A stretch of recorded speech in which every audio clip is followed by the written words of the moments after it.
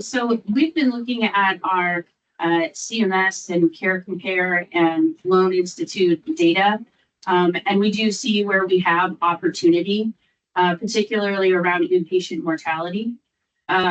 We had kind of a pop in 2022, and so working very quickly with multidisciplinary teams to address that.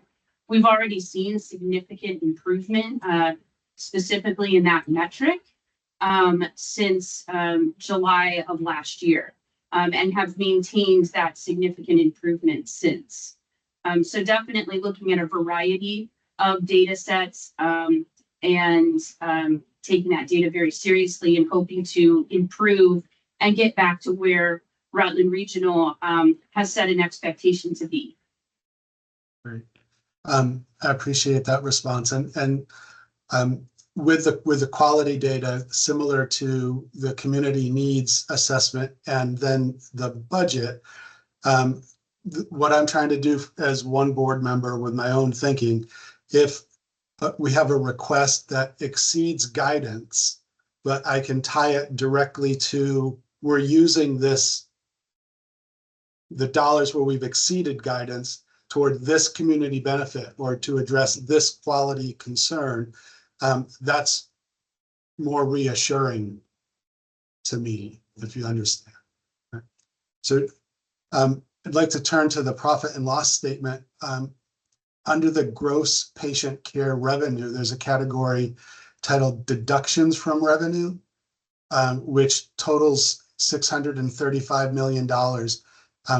Could you give me some more detail into what goes into that category and why that number is so big?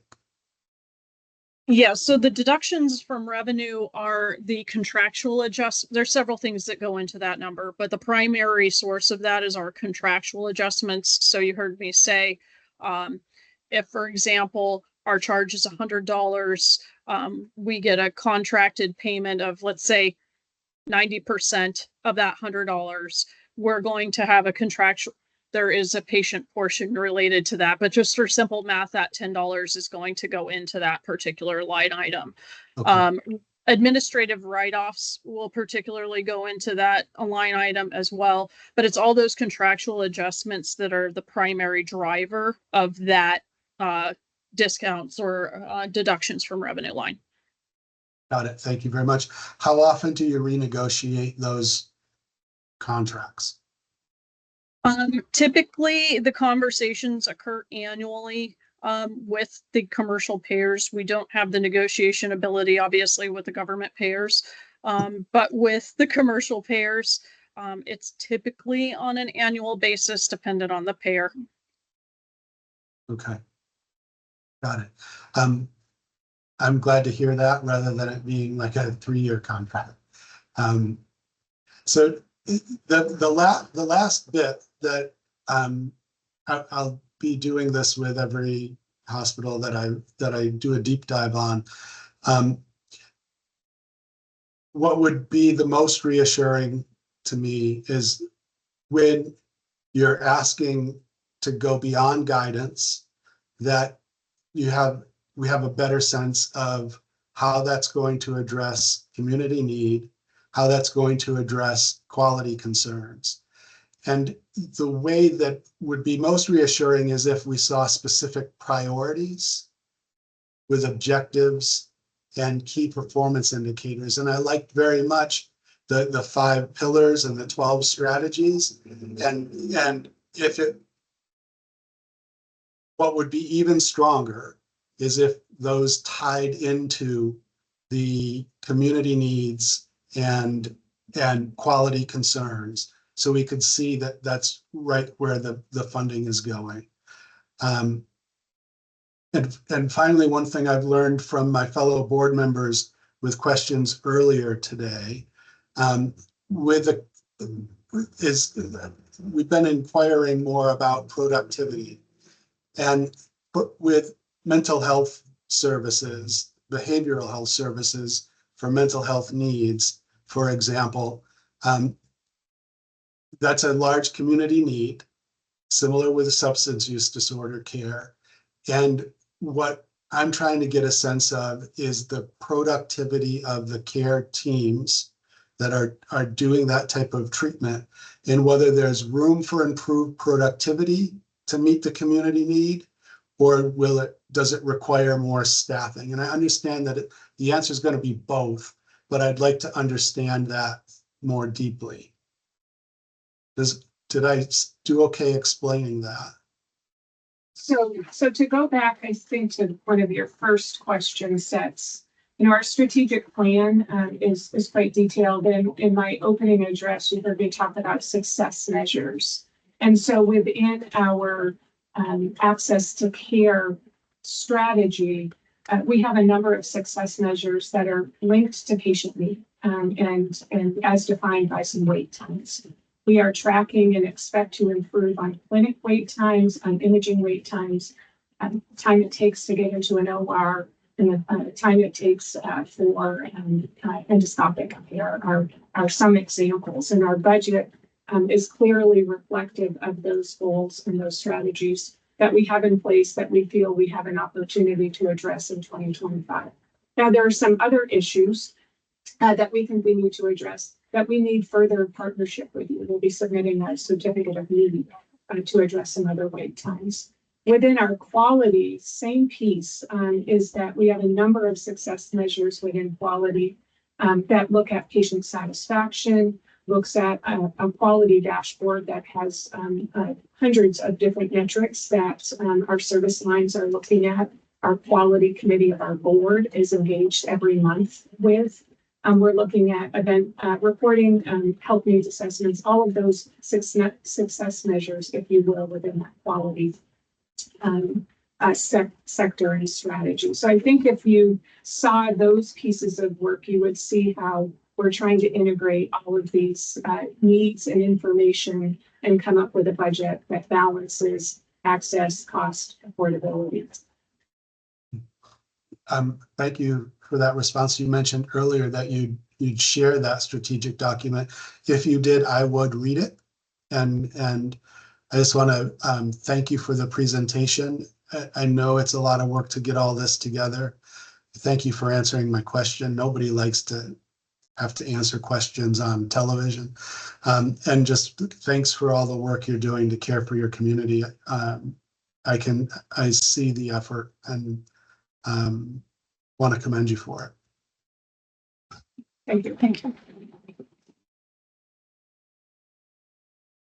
I'll go ahead. Hi, nice to see everyone. I'm going to jump right in because I have a few questions I want to run through. I'm going to start with some questions I had from the narrative. I think they'll be fairly quick. And you touched on this a little bit in your slides on slide 15. On page 13 of the narrative, you highlighted that one of the commercial categories is military insurance, which is, of course, a government payer that doesn't negotiate.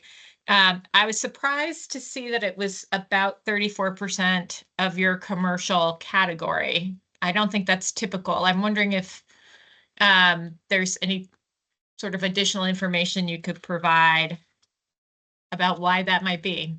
Yes, I should have been a little bit more clear on that, honestly, Robin. It's 34% of our all other commercial category. Oh, okay. That makes a lot more sense. I apologize for that. Yes.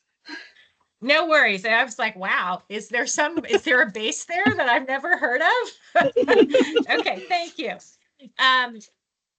On page 15 in your narrative, you provided some information about the Medicaid redeterminations that was very helpful. And you noted that you've observed 12% of patients move off of Medicaid coverage into either I assume by self-pay is our polite way of saying uninsured, or commercial insurance. Do you have any sense of like what that breakdown is? Between the two buckets? Yes. Not off the top of my head, but we can certainly submit that to you.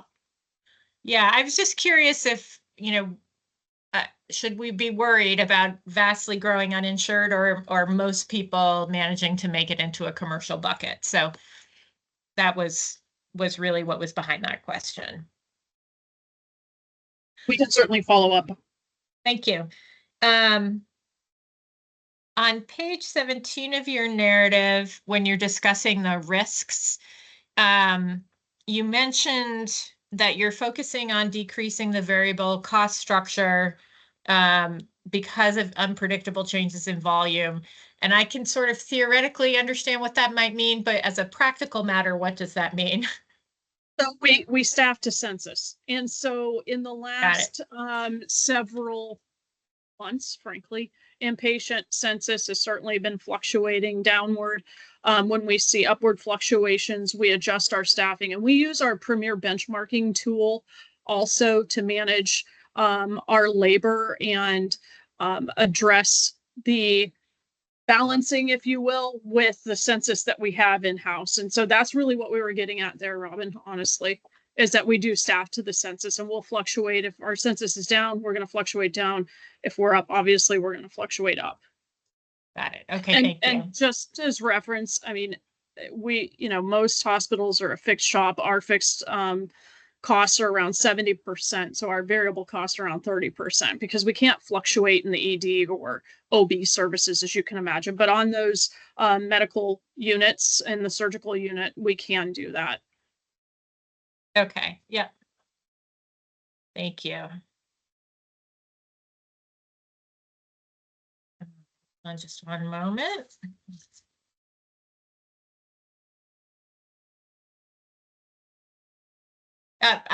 This is just a comment. I did notice that your patient boarding information was significantly more detailed and nuanced than what we've seen from other hospitals, and I really appreciated that. I think it helped to have a better understanding of what you're seeing there. So I just wanted to say thank you for that.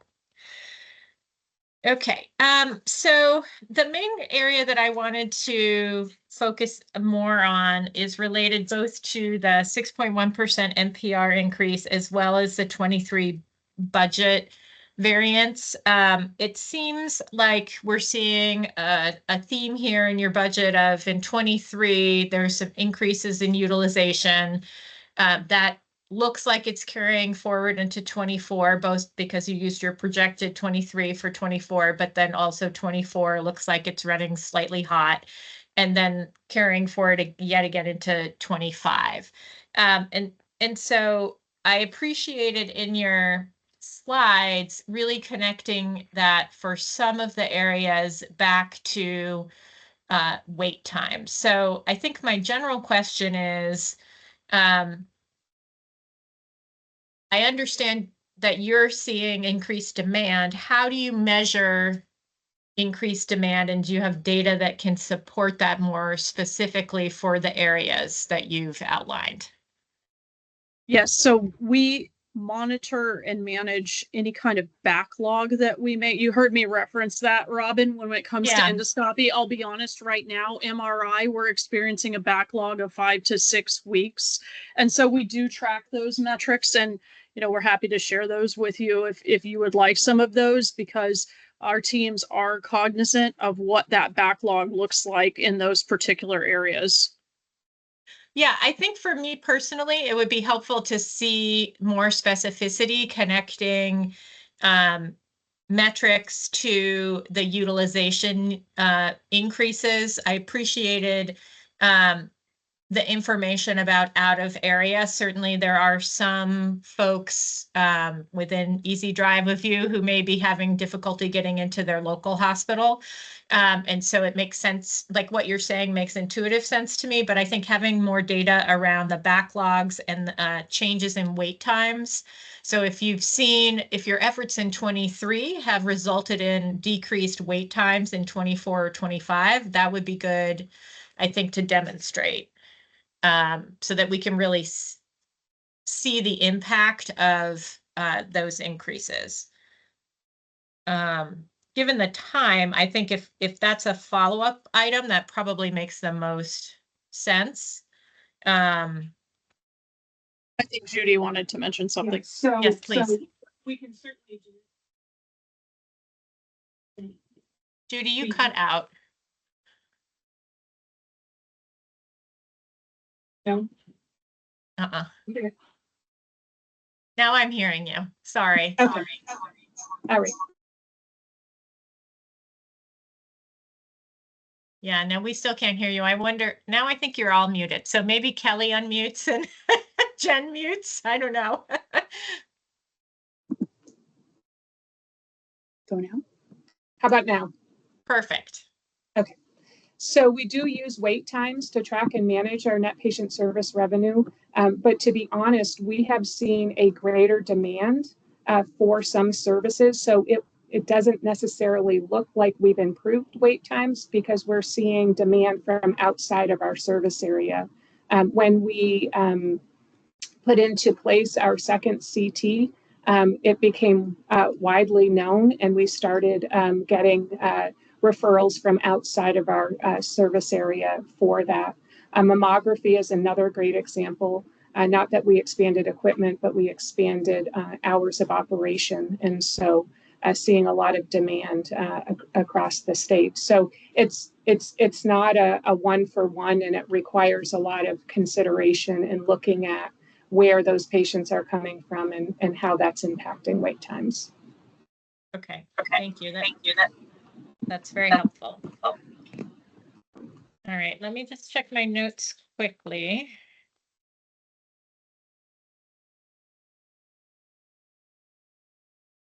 I'm back. Okay, I think that's what I have. If I find something, I may jump in at the end with additional questions, but thank you very much. I'll turn it back to you, Chair Foster, or whoever wants to go next. I can go next. Just a couple of quick things I wanted to make sure I had right. If you don't have this available, you can just send us an email or something after. But the fiscal year 23 budget order was 313 million. The 23 actuals is about 325. The 24 budget order was 328. And the 24 actuals with the projected 2.5 over is about 336. And then the request for fiscal year 25 is about 356. Do I have that all directionally correct? Directionally correct, yes. And this increased utilization, so the increased utilization is coming from, you said Addison, Windsor County, and it's hospital care, obviously. It's coming from other hospitals, is that right? It is. Or What do you attribute? patients within that HSA. Right. What do you attribute that to? Well, I think some things that we're experiencing, as you heard us mention, is there's more availability. So for example, in our imaging services, and particularly, as you heard me say with endoscopy, or excuse me, CT and MRI services, there's a considerable wait time in some of those communities, and we're able to get those patients in for that care a bit more quickly than some of those HSAs. I think from a surgical and orthopedics perspective, we have a reputation within our community, and I think that's one of the driving factors from a surgical perspective. Judy, I don't know if you wanted to add any others to that, just as a couple of examples there coming from other HSAs. And as I mentioned in this 24 budget year, as well as what we're carrying forward into 25, are those patients seeking that inpatient psychiatric care as well. Yeah, and I would just add, the challenge with access to primary care. We serve as a safety net for our community, including mental health. And so we have a significant amount of emergency department volume that if we can get primary care, access built up, we wouldn't see that volume in our region. Do you have a marketing budget? And if so, how much is it? I think it was in our, yes. Let me just take a look really quick in our narrative. $642,000. Sorry, 630 something. 642. And is that higher than in fiscal year 24 or 23?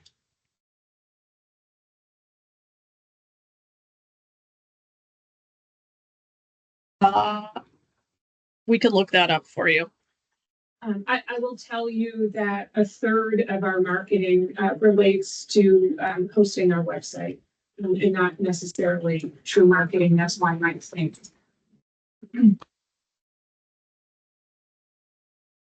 And this question is not to suggest it's wrong or anything like that, but are you advertising in these other HSAs for the services that you're seeing an increase in? For example, imaging or orthopedics in Addison County or Windsor County? So we can get a listing of our recent campaigns. We use WCAX as one of our media. We use the Rutland Herald. We obviously use social media. So if that's of interest, we can what campaigns are. But no, we're not specifically targeting. Quite frankly, we can't take care of the patients in our home community. I might have asked a question before. Are you advertising in Addison County and Windsor County? So not specifically, no. I guess I don't. What do you mean? I don't. I guess I'm not clear on your question. We can certainly provide you with our advertising campaigns if that's helpful. Yeah, I was just trying to say whether or not you're running any advertising or marketing that is entering Addison County or Windsor County.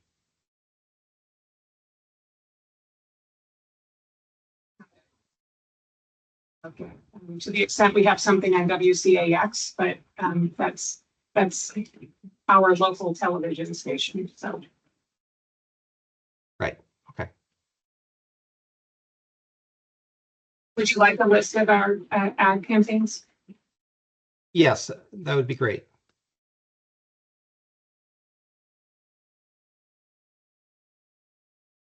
And there does seem to be a couple years consistently of being above what you had budgeted in your submission. Can you explain what you think the difficulty is in accurately forecasting the utilization? I can start. Some of it is in the timing of when we start to do these budgets. Typically, you're looking at October through February of the fiscal year prior. So for 2023, we would have been evaluating October through February of that year to try to set the budget for 24. And obviously, we do our best to look at what the trends are at the current state. We do a 2-year look back to see what maybe that historical trend is looking at. Layer on any new services that we may anticipate. And there are some services we may not anticipate and just need to meet the demand of the community. But that's generally how we go to formulate our budget. And so we try to get it as close as possible based on the information we have at that time.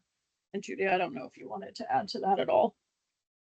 Yeah, the other piece that I'm proud to comment on is we had a very successful year last year in recruiting providers.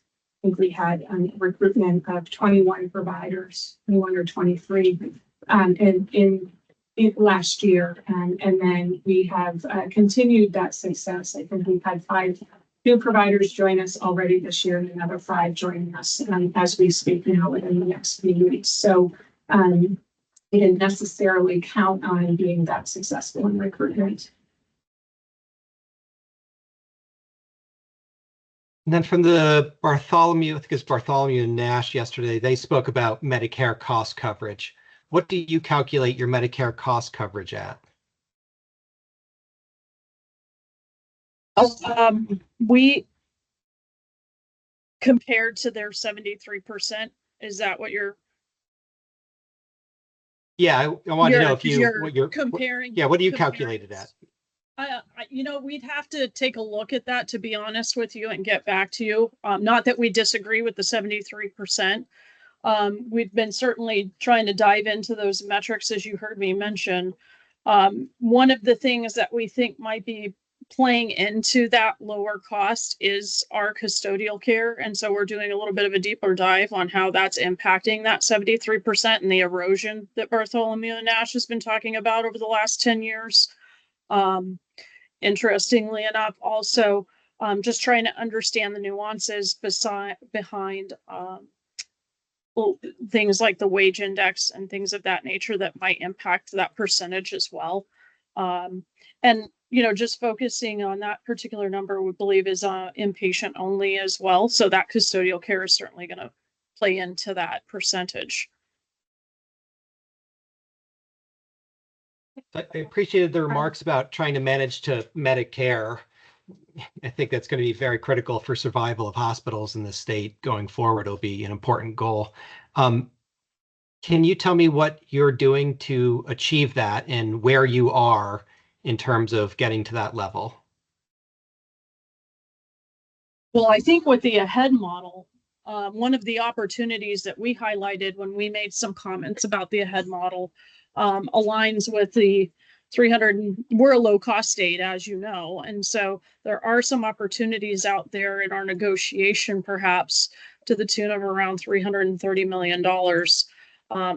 And so we feel that's a maybe untapped resource, not just for hospitals. We're not here to be, just all that funding going to the hospitals, but certainly to support things like our designated agencies. Home health is one in particular, mental health another. But bringing those dollars back into the state, but keeping in mind that for our RMC in 2023, our shortfall, as Judy mentioned earlier, on Medicare and Medicaid was $39 million in reimbursement to the costs. And so I think it's important for us to think about what we might be able to do with the AHEAD model and bringing some of that funding back into the state. And Okay. I'd like to add, and I know there was a question around custodial care. So custodial care does play into the cost coverage when we look at some of those metrics. And for Rutland Regional, when we have 8 to 10% of our inpatients in this state of custodial care, meaning their diagnosis or the medical condition doesn't warrant inpatient care, we're not reimbursed, but there are true costs for that, and somebody has to pay those bills, and so that does end up in cost coverage. And we are working with our community partners, our long-term care providers here. We're working with AHS. We even have a side agreement with Springfield Hospital because they are a swing bed program, so they do have an opportunity to be reimbursed for some patients that we don't have. And so that is a significant issue that we do need to deal with. It's not one that Rutland can deal with on their own, and would look to partner with the state on that. But that does impact that cost coverage. Yeah, understood. So just going back to my question, aside from whether or not there's $330 million coming from Medicare or not, but for the sake of this question, presume there is not $330 million coming back. Where are you in your target of trying to manage to Medicare, and what steps are you taking to get there?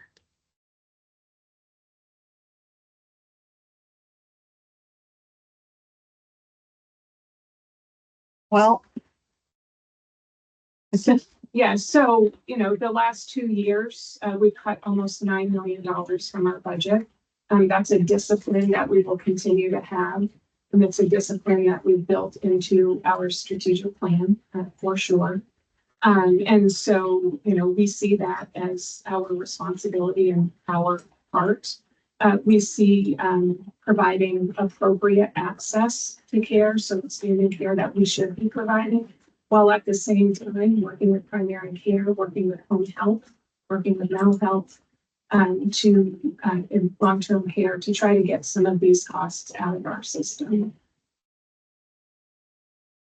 And I know we have it, and it's just not at the tip of my finger, but what are you budgeting for a Medicaid rate increase for fiscal year 25? 0% for Medicaid. And do you recall what the Medicaid rate increase was for fiscal year 24? I do not off the top of my head, but we can get that if there was one in 24. I don't recall that there was one in 24. But if there was, we can certainly get that for you.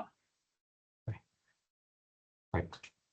And I think my last questions, on the overages for fiscal year 23, is there a temporal aspect to that, as in it came in late or early or kind of continuously throughout the year? And maybe that is better answered by the service line with which you had severe overages, but I'm curious like when and how that came about. I'd have to go back and take a look at when the spikes would occur from the months of spikes, I should say, within 2023. But we can certainly follow up and provide you with when we started to see spikes in those particular service lines.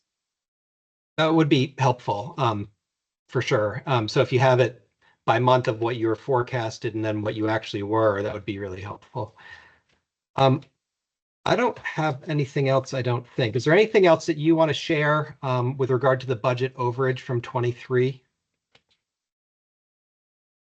I think just highlighting, you've heard us say highlighting that utilization was a big component of that total delta between what we had originally budgeted and what our actual performance was. And just mentioning that the reimbursement aspect of that yielded roughly around $620,000. So it wasn't coming from the pricing side of the equation. It was really coming from that utilization increase that we had been seeing.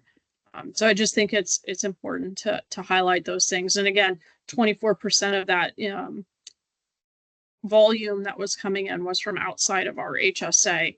And I do think it's important to note just one more thing from the emergency room perspective. And I know Dr. Hammery mentioned this too in terms of trajectory over the next 5 years to 10 years about emergency room services and trying to see a decline there. But for us in our HSA, if our primary care partners continue to close panels for the Rutland area, it does drive that volume to our emergency room, and it did that in FY23. Great, thank you.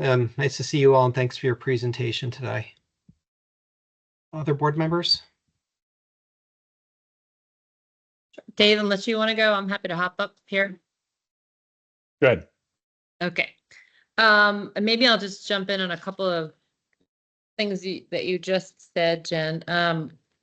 I guess one of the areas that I'm interested in learning a little bit more about, so some of the overage came from reduced panel sizes in primary care, leading to more ED utilization.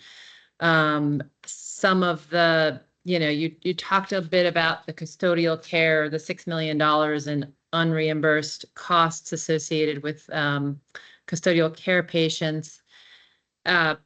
Given the demographics that you have in your community, given the emphasis in trying to get patients out of the emergency, out of emergency rooms certainly, and out of hospitals overall.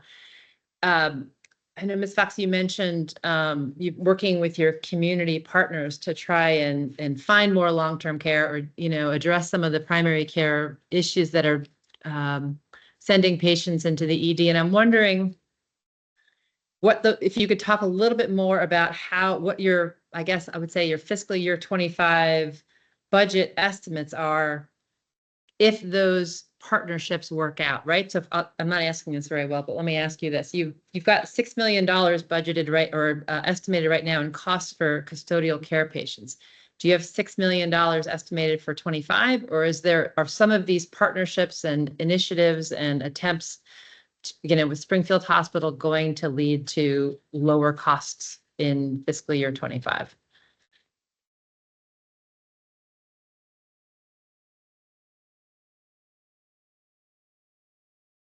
I'm not able to hear anything. I don't Did you hear have, my question? I'm sorry, it was my question. Yes, your question Oh, came through. okay. It was Miss Fox that I, is anybody else hearing her? Because I'm not.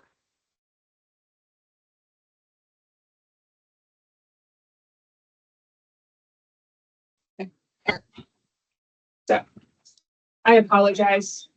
We are Okay. having some technical difficulty here. So we can get you the average daily census included in our 2025 budget. I don't have it readily available. So that you can see the trend rate there. To be truthful, I don't see this as a short-term success. It's going to take some time. We are hopeful that the long-term care center in Bennington will come online. Our concern, and we have a handful of patients earmarked for that center, to be truthful. Our concern is it's going to fill up quickly, and then we won't see the opportunity of open beds because these patients are very long-term patients. So is there any effort, is there any consideration of opening your own primary care practices or opening your own long-term care beds to try Yeah, and no. alleviate this stress? Not in the short term. Primary care really is advantaged in our community through the structure of a federally qualified healthcare center. They have reimbursement opportunities that we as a hospital do not have. And so really looking to partner with primary care. So what do we do there? We do support them in their recruitment of their providers. We actually have an agreement with them where our recruiter will work with their team. And we also provide some funding to get and entice primary care physicians to our community. Just, is there any interest or in increasing that investment to support that? I mean, I'm wondering how along that care continuum, Rutland Regional can help at the primary care level and help at the long-term care level to alleviate some of the pressure that you're seeing in your EDs and in your custodial care. Yeah, so I'm not sure that it's additional funding that community health needs for physician recruitment. And I also want to go on record saying, I don't know that they've reduced their panel sizes. They have had a number of providers kind of transition in providers, but I've not, and nor do we have access to their panel sizes. So do want to make that statement on record. Okay. And we do have contracts with a couple of long-term care facilities that we will bear the burden of costs to if they will accept transfer of these patients as they await a final determination for long-term Medicare. Okay. It's such a struggle, I know, and I don't know how we start to fix some of the pain points in our system. So I hope the Bennington facility really does help alleviate some of this pressure. In years past, when Rutland experienced an overage in NPR due to utilization, past experiences actually, Rutland came in mid-year and basically offered a rate cut. So I'm wondering why that didn't happen this time. Yeah, so there's real costs associated with this increase in access. And honestly, if you look at our operating margin, as was demonstrated by Oliver Wyman, and you look over the past 5 years, we're in a very different situation. We're a break-even organization now. We don't have the operating margins that we had back in 2015 and 16, where we could look at providing some type of relief from this utilization. And we're operating on a break-even basis, and it would force us into an operating loss, quite frankly. Another question, I just found it interesting in the narrative. You asked to be held harmless from ACO dues. as expenses beyond your control. And I just thought that was interesting because I think participation in the ACO is a choice, and I would assume you'd only participate if the benefits exceeded the costs. So I'm assuming the benefits exceed the costs of ACO participation. Is that right? Historically, yes. We have seen that as as a benefit. In this year's trending, the one area that is offsetting that expense, frankly, is attributed patients coming to us from outside our HSA. So yes, you're correct, but there is a balance to that because we are seeing a downturn in some of those categories of shared savings from the ACO. But what's saving that is serving those attributed patients from outside the HSA, frankly. That's what's been balancing it. Okay. And then my last question was around the, you mentioned an increase in the organizational minimum wage. I was just wondering if you could give us a little more detail. What was it and what is it now? It is just over $15 an hour. We are moving that to $16 an hour. And then there will be a 3% cost of living on top of that just after we move to the $16 an hour. It's still tough to be competitive in our surrounding area, and it's not just healthcare facilities. Obviously, we're competing with retail organizations and fast food organizations and things of that nature. And so we're just trying to take some steps to move in the same direction that they're going from a market perspective, but that's what we will be increasing it to. Okay, thank you. Those are my questions. And Jessica, if you don't mind, I wanted to just go back to one thing that Judy mentioned on your question about the 6.2 million in cost. The cost would still remain because we may shift those, if those patients were not in our facility, we would shift those patients to being able to accept acute care patients. And so the cost would still be there. I just want to clarify that would still be the case. And did just want to mention that in FY25, we did plan for an increase in custodial days. So we are increasing about 713 days over the 24 budget, and also a 28% increase in length of stay as well. Associated with the custodial care patients. So in other words, revenue will be down. There'll be less revenue from acute care patients and costs will be up. And the community and, partnerships doesn't sound like they're going to really have a significant impact in improving that situation.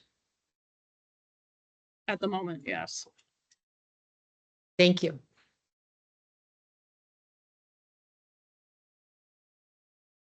Hey, thanks for taking a few more questions. We're getting near the end of the day here.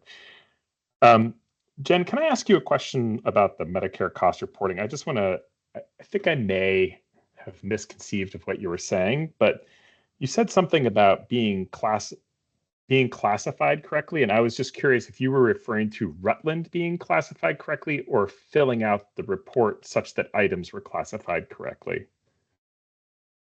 Well, I think the classification of category, it was more the wing and buy classifications of the admin in general, I think is what I was kind of getting at there, and how we would treat things as mixed versus clinical versus administrative in that exercise, and how those categories. So no matter which way we looked at the categories, whether it was how we defined it or how wing and buy defined it, it was still showing that our costs were coming down. Okay. And then I guess the next sort of question I had on Medicare was something you'd mentioned with regards to looking at RAND, is that you have really low Medicare reimbursements compared to pure rural hospitals. And so I wish I knew more, and maybe I will know more after this about Medicare additional payments, but is Rutland does Rutland get any additional payments from Medicare for its rurality or for any other unique features? We are sole community hospital, so we do receive that settlement process for the cost report. So there is that aspect to it. There are, which is 7.1%, by the way, on outpatient. But also there are other nuances on the cost reporting side from a PPS standpoint, with regard to the wage index. That is one area as well, because you can, I think you heard that earlier this morning, you can actually reclassify between rural and urban, in terms of what might look better, in terms of the wage index comparisons. And so that is another area that you could explore, and what we might be looking into in terms of trying to level set that payment amount. Okay. But the enhanced payment is really on the sole community. Okay. That was good. That was my follow-up question, is if you explored, but I wasn't sure if you, I couldn't remember who was and who was not sole community in Vermont. So, okay. Yeah. I mean, I think as you can understand, you know, you talk about $39 million of losses in Medicare.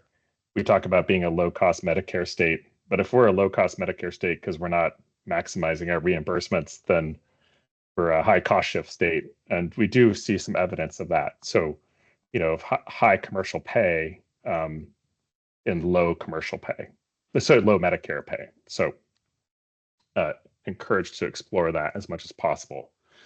I just want to ask a little bit about the excess revenue also in FY23.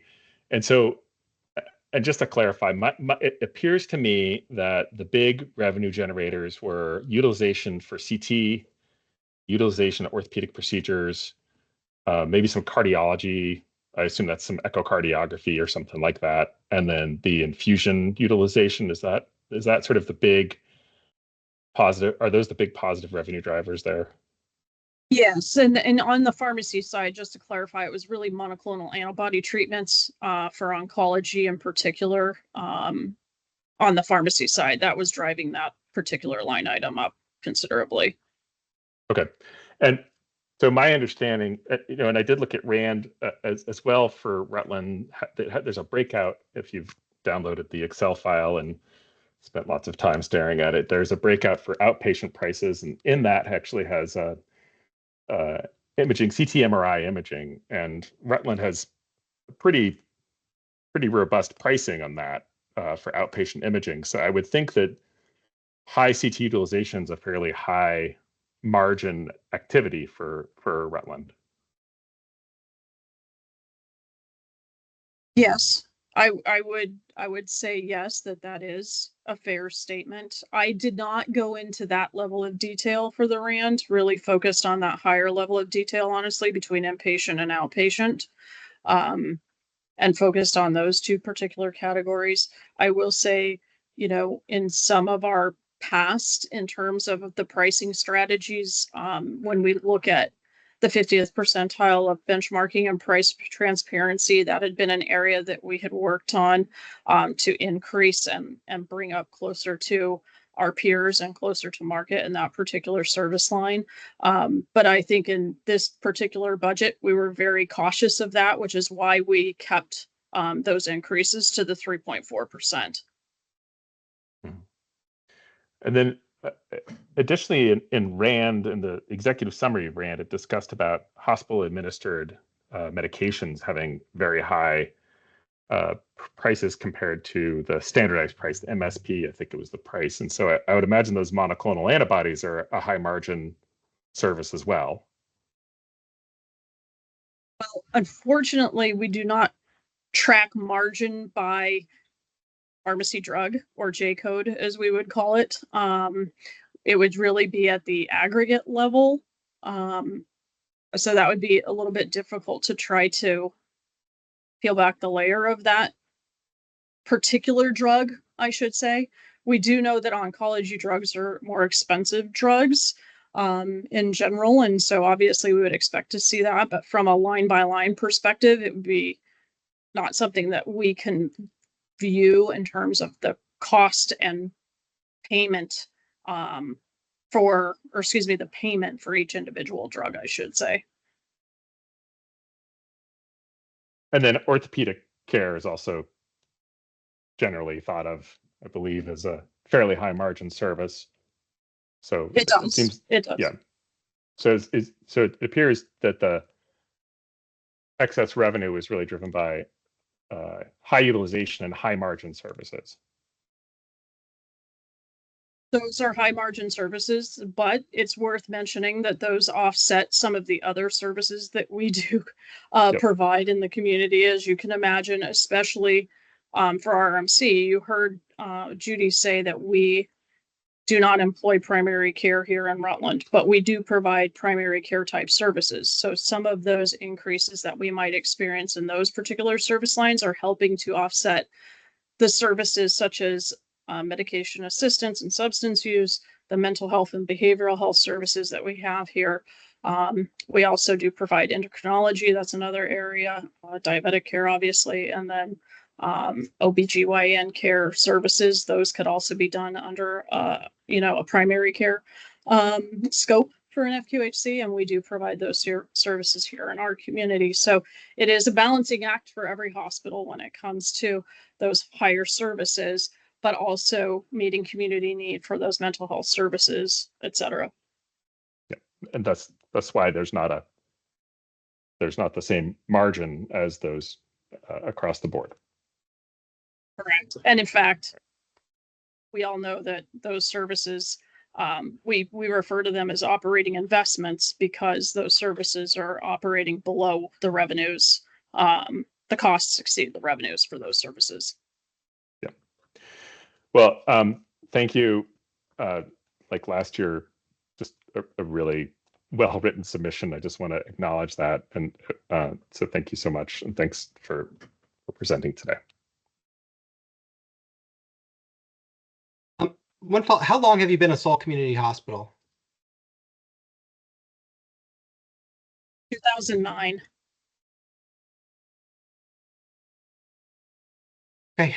Any questions from the healthcare advocate?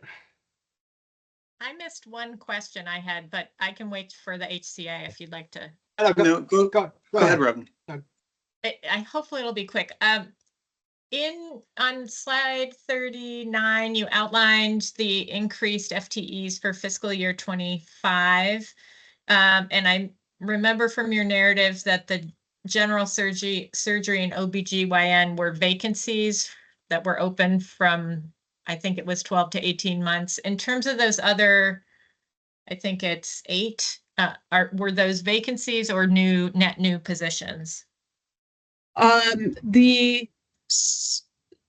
behavioral health APPs that we have listed, those are net new. The CT would be new to obviously accommodate the second CT scanner that we were bringing on. Yep. The mobile MRI, the 0.6 that we have for the mobile MRI would be the same to accommodate those new services.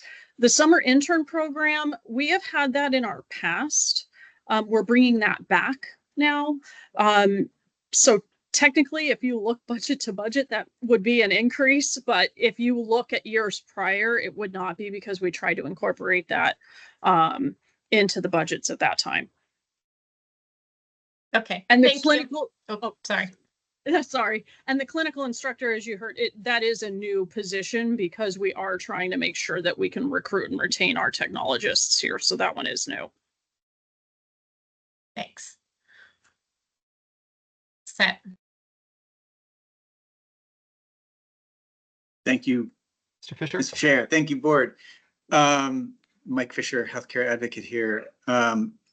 I start by letting the board know that, coincidentally, I was at a community meeting last week and had an opportunity to touch base with Judy Fox about our concerns about some concerns we had about the Act 119 compliance, and that led to a good and I think productive meeting. I hope productive meeting. Maybe last week, maybe this week, I can't remember. And so I would characterize that as, our view of Rutland's compliance with Act 119 as pretty good, as quite good. There's a number of places where they're doing great. It was 1 or 2 concerns that we had. And so I just want to open it up. I don't know whether Rutland has had an opportunity to consider what we brought to them or whether you're still considering.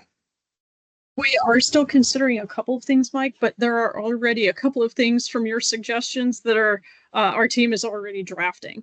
So we certainly took your suggestions and, want to incorporate some of those. And one in particular is really reevaluating the asset test process. And also the other piece of it is, making sure that we have more clarity and simplification in the application as well. And so those were two that we really took to heart. I can't remember now either if it was this week or last week, but I think it was toward the end of last week. But thank you for that, by the way. We really appreciate the collaboration, and we've taken those and are already adjusting some of the documents there so that we can repost them.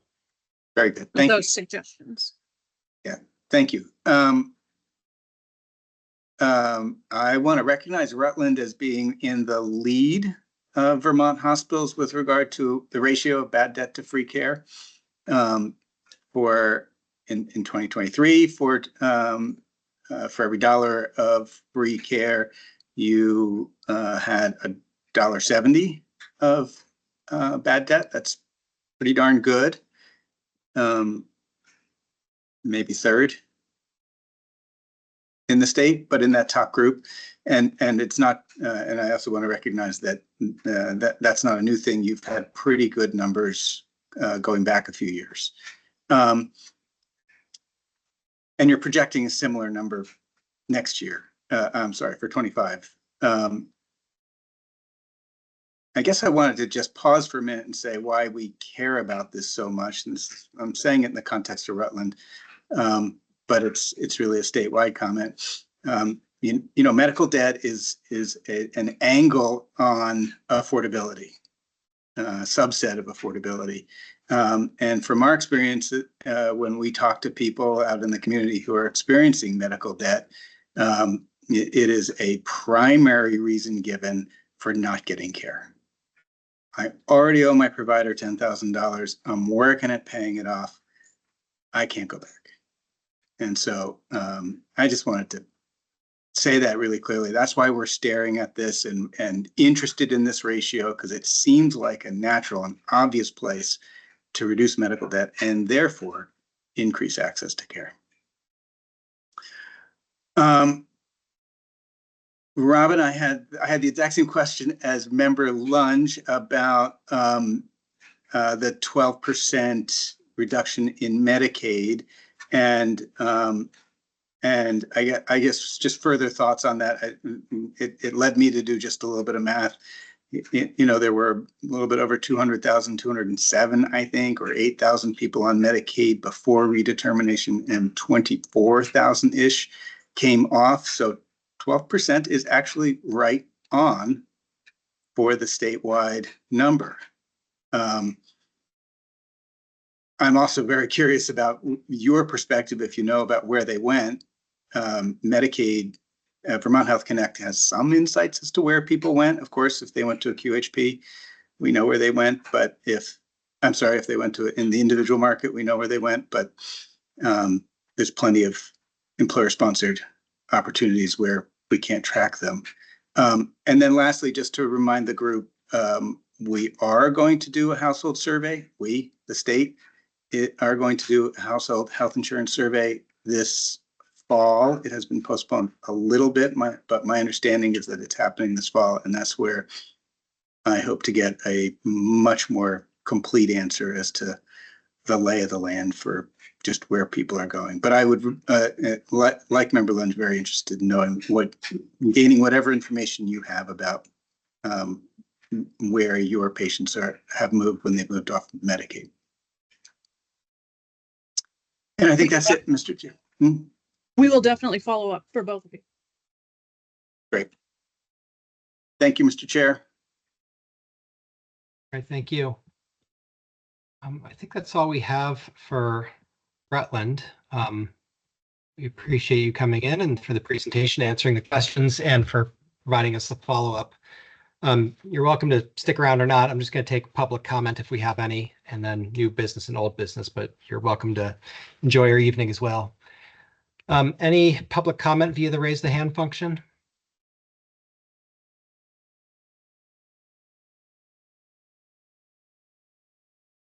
I usually love public comment, but I'm not going to complain if there isn't any tonight. All right. Any new business or old business for the board? And I will move to adjourn. Second. All in favor, say aye. Aye. Aye. Aye. Aye. Michelle, thank you for your help and your work today, and to the staff and to all the hospitals. Good night. All right, we're off the record.